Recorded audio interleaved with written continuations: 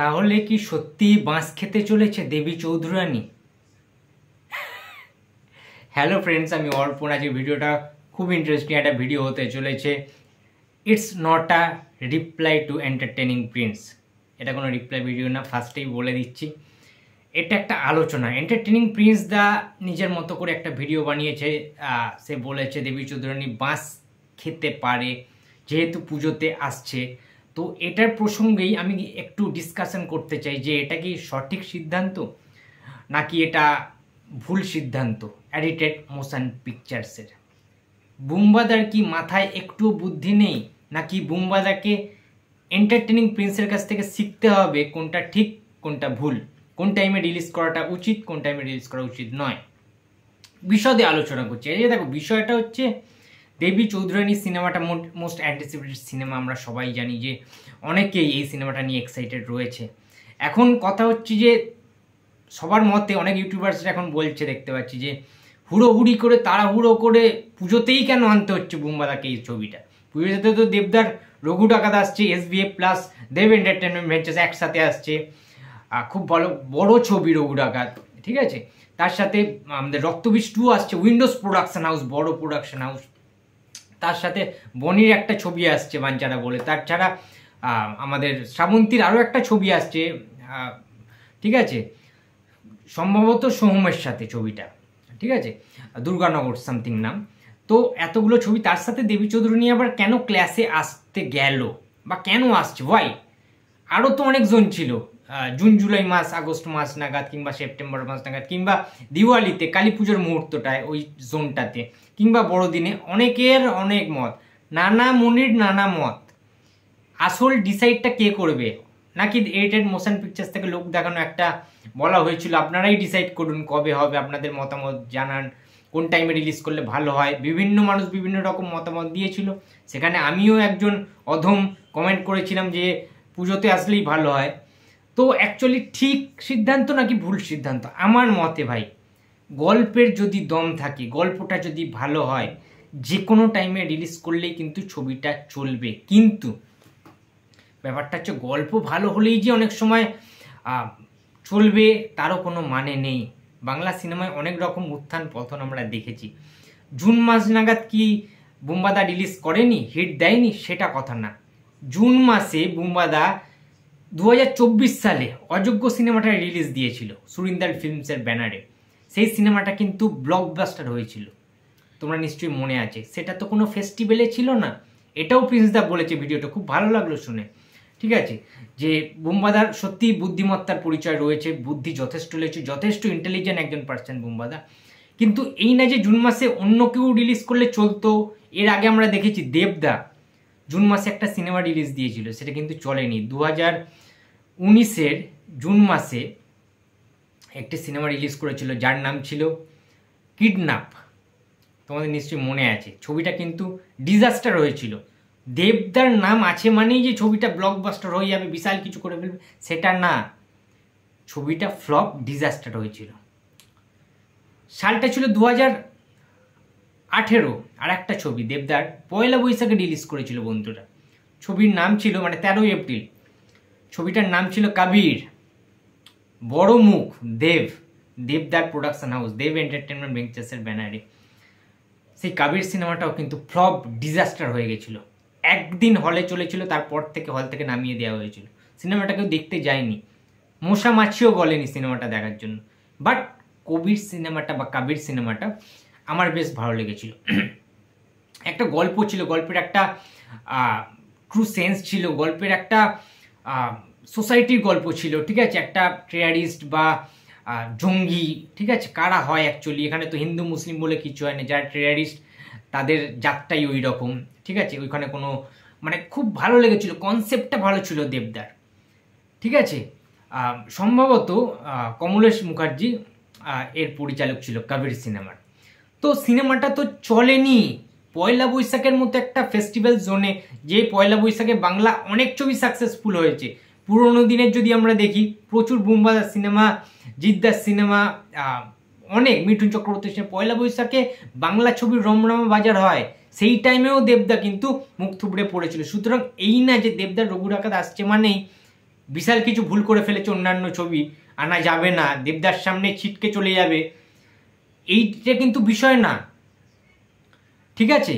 এবং দেবদাকে কি কেউ হারাতে পারে না এরম তো না বিষয়টা কি এরকম?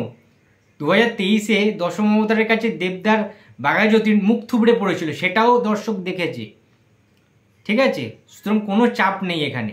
ছবির গল্প ভালো হলে, ঠিকঠাক এন্টারটেনমেন্ট করতে পারলে নিশ্চয়ই সিনেমাটা হিট করবে, সুপারহিট করবে, ব্লকবাস্টার করবে, ঠিক আছে। দেবদাকে তো হারিয়েছিল বুম্বাদা, এমন তো না যে দেবদাকে কেউ কোনোদিন হারাতে পারে না, এই বিষয়টা তো এরকম না। কিংবা উইন্ডোজকে কেউ কোনোদিন হারাতে পারে না, এটাও তো বিষয় না। উইন্ডোজকেও তো দশম অবতার হারিয়ে দিয়েছিল। তাহলে বিষয়টা হচ্ছে যে ছবিটা, দেবী চৌধুরানী ছবিটা পুজোতে আসছে, তারা এটা অনেক কিছু করে চিন্তাভাবনা করে ডিসাইড করেছে। কিন্তু প্রোডাকশন হাউস যেহেতু নতুন একটা প্রোডাকশন হাউস, তারা চিন্তাভাবনা করেছে যে এই টাইমটায় রিলিজ দিলেই সিনেমাটা কিন্তু একটা ভালো ব্যবসা করতে পারে। কারণ পুজো ছাড়া অন্যান্য টাইমে যদি রিলিজ করা হয় সিনেমাটা নাও চলতে পারে। এত ভালো সিনেমা, একটা বিগ বাজেটেড সিনেমা একটা নন হলিডে বা নন ফেস্টিভ্যালে যদি রিলিজ করা হয়, আবার অনেকে এই সমস্ত ইউটিউবাররাই বলবে যে ফাঁকা মাঠে গোল দিয়ে দিল বুম্বাদা। তখন তো কেউ প্রতিদ্বন্দ্বী ছিল না, ক্লাসে দেবদা ছিল বুম্বাদার সাথে, যে টক্কর দেবে, দেবদা থাকলে টেক্কা দিয়ে দিত বুম্বাদাকে, ঠিক আছে। বুম্বাদা জিদ্দার সাথে কি পারবে বুম্বাদা? এরকম কিছু ইউটিউবার রয়েছে, তারা এই সমস্ত কথাগুলো বলতো, ড্যাম শিওর আমি বলতো। তাহলে বুম্বাদা ফেস্টিভ্যালে আসলেও দোষ, নন ফেস্টিভ্যালে আসলেও দোষ, মানে কন্ট্রোভার্সি বুম্বাদাকে নিয়ে সমালোচনা থাকবেই থাকবে, ঠিক আছে।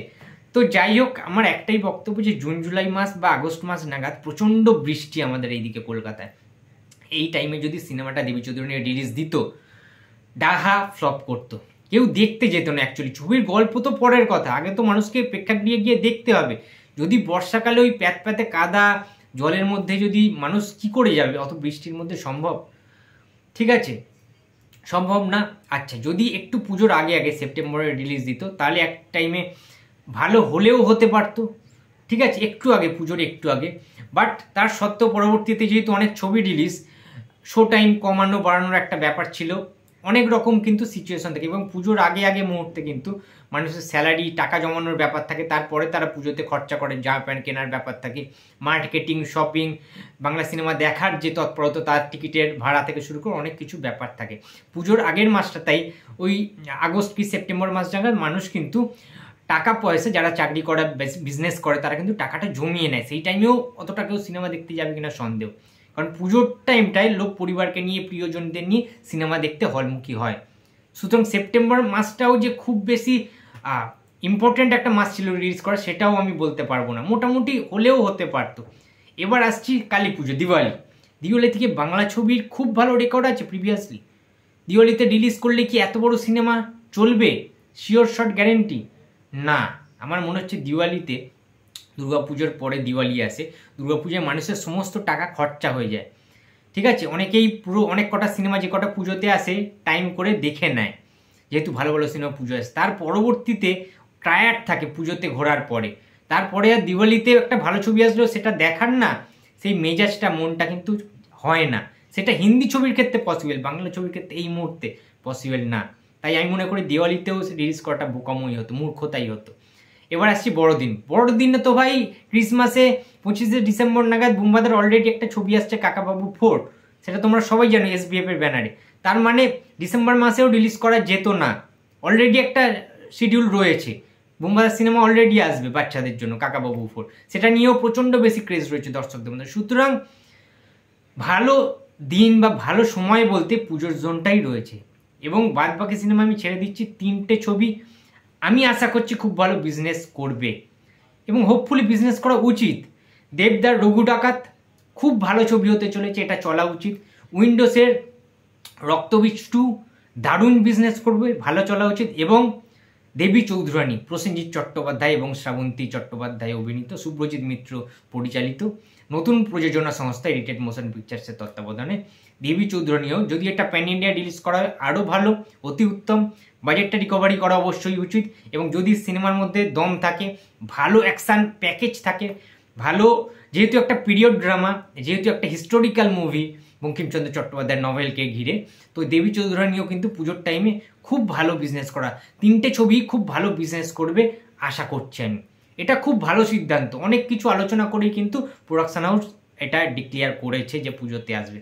এখন কথা হচ্ছে আর যেন কোনোভাবে টাইমটা চেঞ্জ না হয়, পুজোর ডেটটা যেন না পিছোয়, ঠিক আছে? তো আমি মনে করি খুব ভালো সিদ্ধান্ত হয়েছে। সুতরাং তোমাদের বক্তব্যটা অবশ্যই কমেন্ট বক্সে জানিয়ে দিও।